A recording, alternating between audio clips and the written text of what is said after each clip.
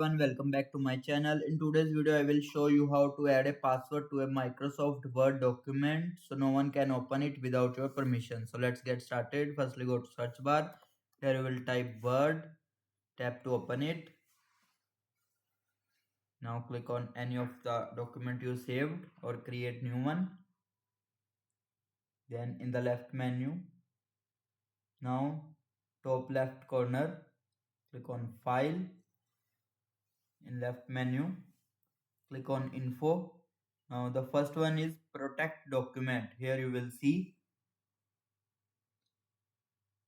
click on info, click on protect document. From the drop down menu, select encrypt with password. Here it is. A small box will appear asking you to enter a password. You can choose password according to you. Then press OK. Here again, re-enter the password.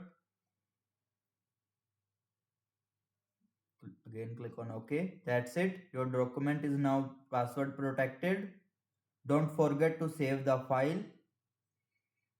Click on save as or save. Then I will save in the file to desktop. Here it is, doc1.docs. Then click on save.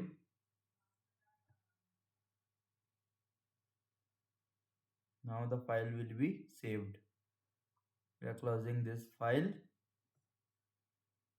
Here you will see doc1.docs. Double tap to open it.